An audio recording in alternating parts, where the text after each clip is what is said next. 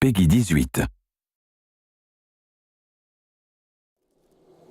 Welcome, stranger.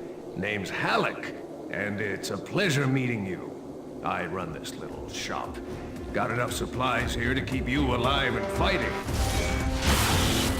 Rage, at its core, is a first-person shooter. These other elements like racing and vehicle combat, they're additive to the experience. But it's important not to get confused by really what we do. We're id, we make first-person games. You know, when you pick up the shotgun and you shoot a bad guy, you know what to expect.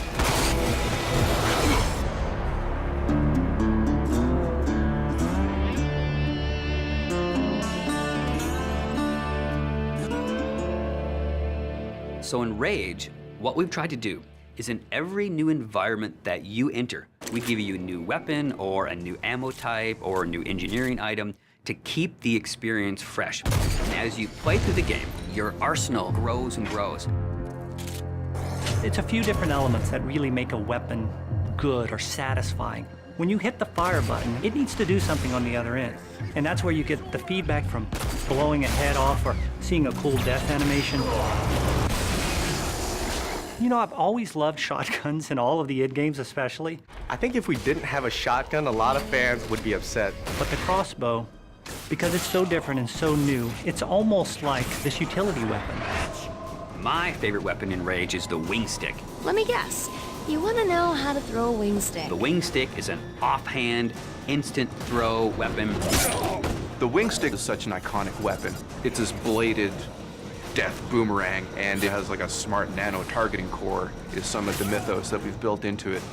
And if you time it right, you can chop the heads off the mutants with it.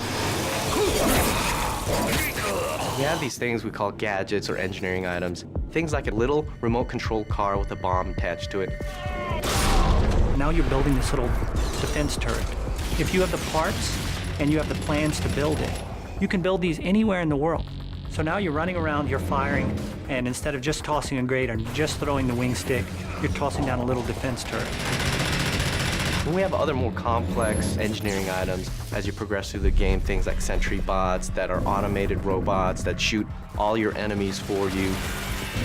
If you utilize some of the other gadgetry items, you can make it a thinking man's game. But it doesn't stray too far from our core mechanics. It's one button.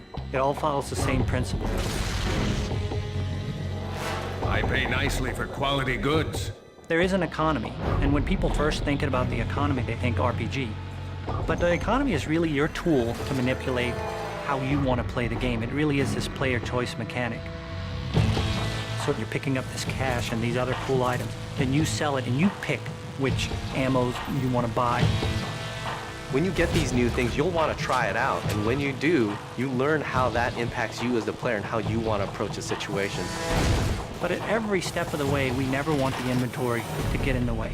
It's there for a reason, it always has a purpose, but we still want to stay true to that kind of action.